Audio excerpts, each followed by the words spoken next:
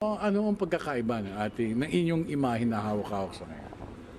Siya po ay morena.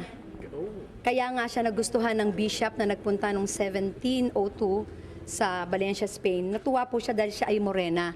At ito lang po ang imahe na nakayuko, nakabend po siya. Kaya pag siya po ay nakalagak sa inyong altar, para ho siyang nakatingin sa inyo. Dapat pala mataas na pwesto ang kanya kalagayan. Kahit naman di po kasi nakayuko naman po siya. Tapos po, nakakatuwa po kasi po dito po ang krus ay niyayapos na Jesucristo. Hindi niya pasan. Bata pa siya, pinapakita na po natin na bata pa siya, yapos na niya ang krus ng buong mundo at handang-handa siya sa mangyayari sa kanya. Ito po nakakatuwa, ang kanya pong ulo ay naigagalaw. So, pwede po siyang nakatingin kay Mama Mary, pwede po siyang nakatingin kung saan mo po, kung kumakain ka, natutulog ka, bantayan mo ko.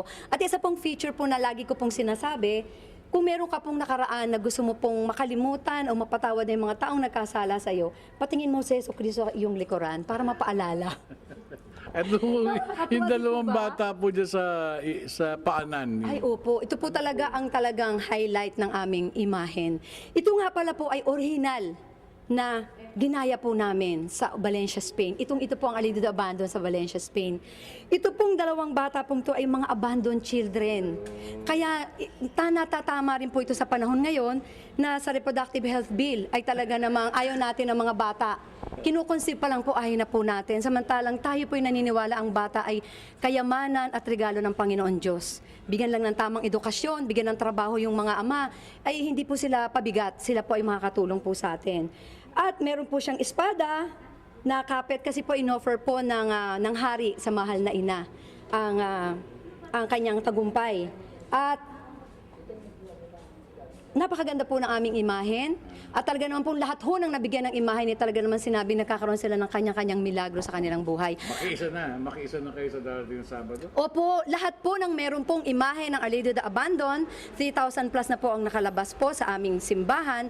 Sumama po kayo sapagkat ang masasama po sa Grand Procession ay parang magiging collector's item na po. Kumbaga, ito ay kasama na sa history ng Pilipinas. Kaya kung hindi nyo siya maisasama, sayang po ang pagkakataon para masabi nyo sa inyong kanununuan sa inyong mga anak, ang imahe na yan ay napasama sa Guinness Book World of Record.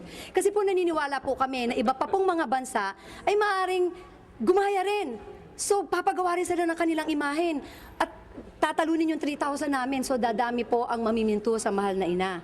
Yun po ang aming layon. Marami po ang makakilala sa mahal na ina. At isa pa po, gusto po namin sabihin na si ina ay hindi naman po siya Diyos. At ito po ay hindi natin dinodiyos ang imahen. Siya po ay picture ng mahal na ina at nakakatulong po sa atin upang ma-imagine po natin ang kanyang pagkalinga. Maraming salamat po.